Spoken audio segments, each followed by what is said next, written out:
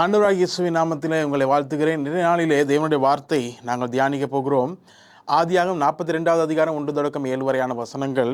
இந்த வசனங்களை நாங்கள் பார்ப்போம் என்று சொன்னால், அதாவது எகிப்திலே தானியங்கள் உண்டாயிருக்கிறது, கானான் தேசத்திலே அங்கே பஞ்சம் ஏற்படுகிறது. இப்படியான சந்தர்ப்பத்திலே இங்கே யாக்கோபுடைய பிள்ளைகளை அவன் அங்கே அனுப்புகிறான் எகிப்து தேசத்துக்கு. அங்கே போகும்பொழுது எகிப்திலே பிரதானியாக யோசேப்பு இருக்கிறான். ஆனாலும் எங்களுக்கு தெரியும், யோசேப்புடைய வாழ்க்கையிலே தன்னுடைய சகோதரர்கள் நிமித்தமாக தான் அவன் எகிப்துக்கு கொண்டு போகப்பட்டான்.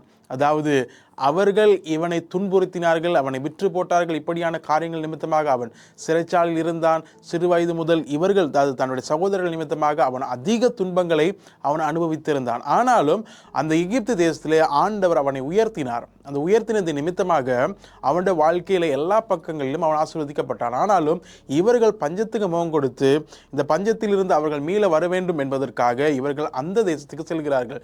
சென்று அவர்கள் என்ன செய்கிறார்கள், அந்த இடத்திலே அவர்கள் தானியங்களை வாங்க போகும்பொழுது யோசேப்பு அறிந்து கொள்கிறான் இவர்களுடைய சகோதரர்கள் என்பதாக.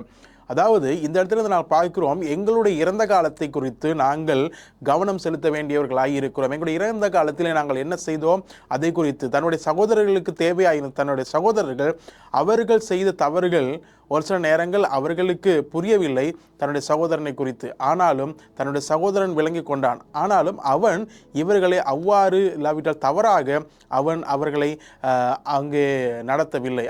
அவர்களுக்கு உதவி செய்தார். ஒரு சில நேரம் எங்களுடைய இறந்த காலத்தில் நடந்தான சம்பவங்கள் இறந்த காலத்திலே எங்களுடைய வாழ்க்கையிலே, அதாவது மனிதர்களுடைய காரியங்கள் நிமித்தமாக நாங்கள் துன்பப்பட்டிருக்கலாம். ஆனாலும் அதற்கு ஏற்றபடி அவர்களுக்கு நாங்கள் செய்யாமல் நாங்கள் தேவனுடைய அன்பிலே நாங்கள் கிரியை செய்ய வேண்டியவர்களாக இருக்கிறோம். தேவன் உங்களை ஆசீர்வதிப்பாராக.